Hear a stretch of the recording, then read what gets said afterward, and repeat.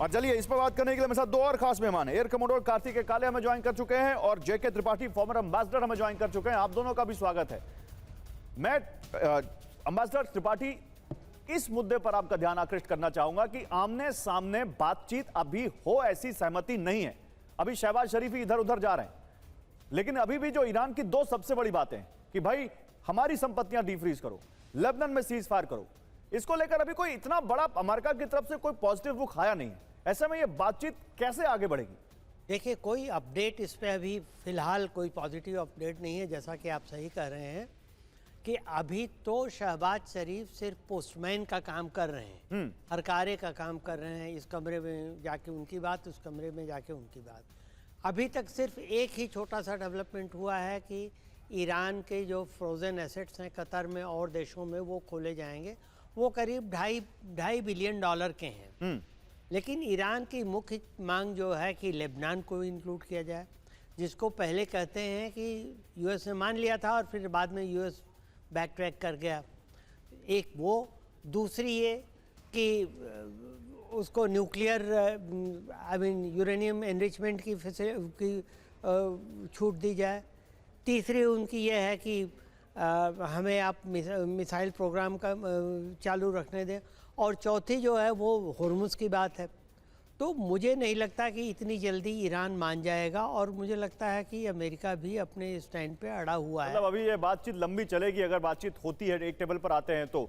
गुलाम मुर्तजा मुझे दिखाई दे रहे हैं इस्लामाबाद से, एक और राजनीतिक विश्लेषक हमारे साथ जुड़े हुए हैं। गुलाम, क्योंकि आप रिपोर्टर भी हैं, आप वहां पर जमीन पर देखते भी हैं कि क्या कुछ चल रहा है, वहां की पॉलिटिक्स को भी आप बहुत सही से कवर करते हैं, बहुत करीने से। आप मुझे बताइए, अभी वहां पर सेरेना होटल में क्या कुछ चल रहा है? कोई जानकारी मिल रही है? क्या ईरान और अमेरिका दोनों के डेलीगेशन आमने सामने बैठेंगे आज, ऐसी कोई जानकारी है?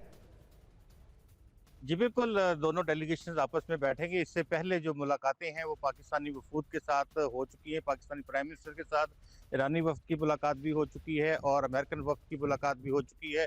इंडिविजुअल मुलाकातें भी हो चुकी हैं और दस्तावेजात के तबादले की जो सूरत हाल है उस तक बात पहुंच गई है। और दस्तावेजात का तबादला जो है दोनों वफूद का, वज़ीर-ए-आज़म पाकिस्तान और पाकिस्तान के दीगर जो डिप्लोमेटिक कोर है उनके साथ हुआ है। और अब ये एक्सचेंज ऑफ डॉक्यूमेंटेशंस के बाद इनके बैठने का अमल जो है वो शुरू होगा इकट्ठे, क्योंकि जो पॉइंट्स दोनों जानब से दिए गए हैं उन पॉइंट्स के जो कॉमन पॉइंट्स हैं उनके ऊपर जो रजामंदी होगी, उनको अलग करके जिन पॉइंट्स के ऊपर बातचीत दरकार होगी उन पॉइंट्स के ऊपर आमने सामने जो है वो बैठेंगे। माहौल जो है वो बड़ा पुरअमन है, खुशगवार है और अभी तक की जो बातचीत है वो भी खुशगवार बातचीत जो है अभी तक हो रही है।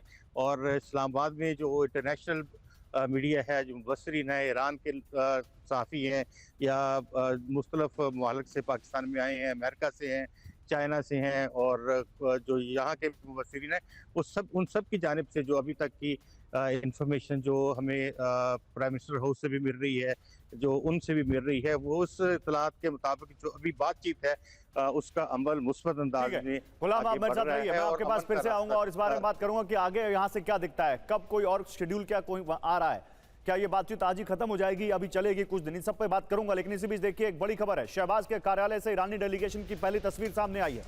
शहबाज शरीफ के ऑफिस से तस्वीर जारी की गई है। शहबाज से मिलने से पहले पीएमओ में ईरानी डेलीगेशन दिखाई दिया है।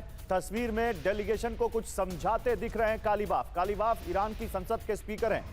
ईरानी संसद के स्पीकर कालीबाफ की अध्यक्षता में यह वार्ता हो रही है। उन्हीं के बगल में अब्बास अरागची भी बैठे हुए ऐसा दिखता है, जो विदेश मंत्री ईरान के, और फिर पूरा डेलीगेशन जिसमें देखिए 3, 2, 5, 1, 6, 2, 8 लोग हैं यहाँ पर। जरा बिग वॉल पर दिखाइए